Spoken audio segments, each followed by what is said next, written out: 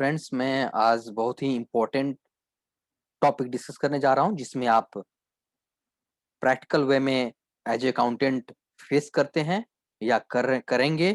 तो चलिए आज बात करते हैं हम डेबिट एंड क्रेडिट नोट की। जो जीएसटी का क्या इम्प्लीकेशंस होंगे उसमें कैसे हम देखेंगे। तो चलिए बात करते हैं। पहले हम हेडिंग समझते हैं। हेडिंग में क्या है? Nature of document. नेचर क्या है? ये debit and credit note. When, कब होगा डेबिट नोट, कब इशू होगा और कौन इशू करेगा और उसके कंसिक्वेंसेस क्या होंगे सप्लायर के केस में, और कंसिक्वेंसेस क्या होंगे आपके रेसिपिएंट यानी कि बायर के केस में। चलिए बात करते हैं डेबिट नोट की। अब ये डेबिट नोट क्या होता है? डेबिट नोट मतलब होगा कि पार्टी को डेबिट करना, ये समझिए। पार्टी को डेबिट करना, याद रखिए, पार्टी को डेबिट करना। क्रेडिट नोट मतलब पार्टी को क्रेडिट करना, पार्टी को क्रेडिट करना। ठीक है, यानी कि डेबिट मतलब अपने पार्टी को डेबिट करना, क्रेडिट मतलब अपने पार्टी को क्रेडिट करना। चलिए, अभी कब होगा? रेसिपिएंट हैज टू पे an amount beyond the invoice price. मतलब इनवॉइसिंग हो गई। डेबिट नोट क्रेडिट नोट तभी होता है जब आपकी इनवॉइसिंग हो चुकी होती है। पहले इनवॉइस हो गई, अब क्या हुआ, किसी कारण से रेट रिवाइज हो गया या क्वांटिटी ज्यादा चला गया। तो कोई भी फैक्टर प्रैक्टिकल हो सकता है जिसके कारण आपको जीएसटी की वैल्यू बढ़ रही है और साथ में उस गुड्स की वैल्यू बढ़ रही है। तो क्या करना होगा? जो बायर होंगे उनको ज्यादा पेमेंट करना होगा। तो उस केस में आपको डेबिट नोट इशू करेंगे। बात करेंगे क्यों इशू करेंगे, कौन इशू करेगा। हु? तो सप्लायर करेगा रिसिपिएंट को। ऑलवेज बी डेबिट और credit note both are issued by supplier only. कई बार कंफ्यूजन होता है कि क्रेडिट नोट को बायर पर इशू कर देगा, ऐसा नहीं है। हमेशा कौन करेगा? सप्लायर ही करेगा। इससे कंसिक्वेंस क्या होगा सप्लायर में? डेबिट नोट से आपके आउटपुट टैक्स लायबिलिटी बढ़ जाएंगी, यानी कि आप जीएसटी ज्यादा चार्ज करेंगे और पेमेंट भी गवर्नमेंट को ज्यादा करेंगे। और साथ ही में आपको क्या बढ़ जाएगा? आईटीसी बढ़ जाएगा, यानी कि इनपुट टैक्स क्रेडिट भी बढ़ जाएगा। इस पे हम बात करेंगे आगे। अगर ज्यादा समझ नहीं आ रहा है तो आपको कंफ्यूजन की जरूरत नहीं है, हम बताएंगे इन आईटीसी क्या होता है। तो वो भी बढ़ जाएगा किसी केस में? रिसिपिएंट के केस में, क्योंकि उसने जीएसटी ज्यादा दिया है। तो ज्यादा दिया है तो उसको बेनिफिट जीएसटी में ज्यादा लेगा। तो ये देखिए डेबिट नोट की बातें। अब आया क्रेडिट नोट। क्रेडिट नोट क्या है? रिसिपिएंट हैज टू पे an amount less than the invoice value. मतलब आपको इनवॉइस होने के बाद जो वैल्यू डिसाइड की गई थी उससे कम देना पड़ रहा है किसको? रेसिपिएंट के। कैसे हो सकता है? माल कम गया, गया तो डिफेक्टिव गया, तो उसकी प्राइसेस कम हो जाएंगी। तो इस केस में आपको क्या होगा? कम पैसे देने पड़ेंगे सप्लायर को। सप्लायर को कम पैसे मिलेंगे किसके द्वारा? रेसिपिएंट के द्वारा। इससे क्या हो जाएगा? आउटपुट टैक्स लायबिलिटी जो पहले बढ़ के गया था वो कम हो जाएगा। और इसमें आईटीसी जो आपने पहले लिया था उसे क्या हो जाएगा?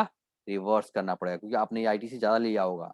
मान लीजिए इस साल इस महीने का अगले महीने में हुआ हो तो हो सकता है कि जीएसटी रिटर्न फाइल भी हो गया हो।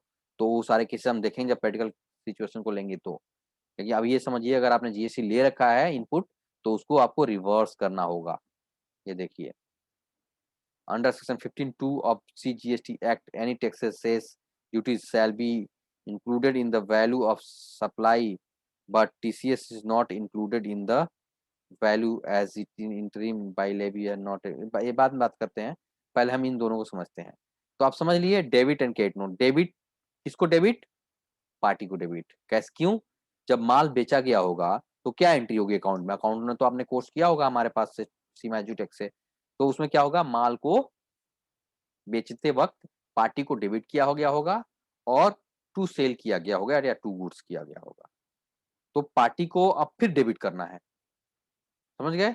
तो फिर डेबिट करना तो आपको क्या करना होगा? डेबिट नोट देना होगा, क्योंकि आपकी सेल की वैल्यू बढ़ रही है। तो बढ़ रही है तो आपको पार्टी को डेबिट करना पड़ेगा और सेल को क्रेडिट करना होगा। तो जब ये पार्टी डेबिट हो रहा है तो उसको क्या बोलेंगे? Debit note. अब अब उसकी वैल्यू कम हो रही है तो क्या होगा? पार्टी को क्रेडिट करना पड़ेगा और सेल को डेबिट करना पड़ेगा। तो इसको क्या बोलेंगे? Credit note. बहुत कंफ्यूजन होता है जनरली, बहुत सारे चार्टर्ड अकाउंटेंट, इवन मैं भी पहले इस चीज को नहीं समझ पाता था, तो दिक्कत होती थी, लेकिन अब आप इस चीज को समझ लें। एक और यहाँ पे आपको बहुत ही इंपॉर्टेंट बात बताना जा रहा हूँ, ध्यान से दीजिए।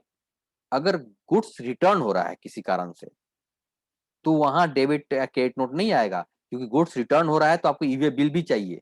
और इस केस में आपको क्या होगा? इनवॉइसिंग होगी, यानी कि बायर सप्लायर बन जाएगा और सप्लायर बायर बन जाएगा। यानी कि जो माल वापस करेगा तो इनवॉइसिंग करके प्रॉपर उसको देगा, जैसे कि माल बेच रहा है वो।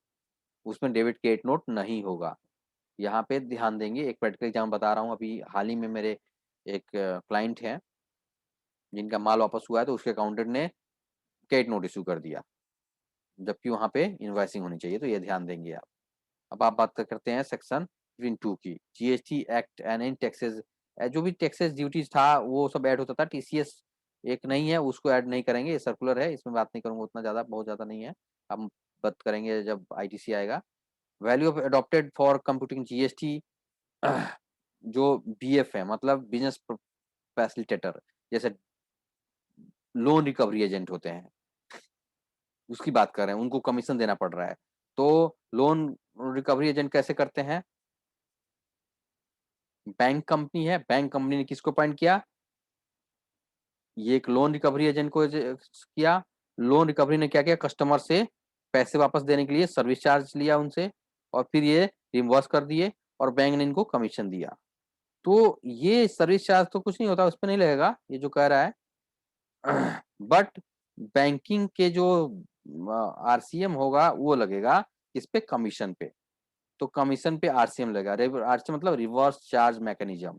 एक होता है फॉरवर्ड चार्ज मैकेनिज्म, जो कि फॉरवर्ड मतलब डायरेक्ट, जैसे नॉर्मल होता है कि आप क्या करते हैं जब माल बेचते हैं तो बायर से टैक्स लेते हैं, जीएसटी, और गवर्नमेंट जमा करते हैं, ये हो गया फॉरवर्ड चार्जेस। और रिवर्स चार्ज क्या हो गया? मतलब बायर ही आपको नहीं देके डायरेक्ट गवर्नमेंट को देगी।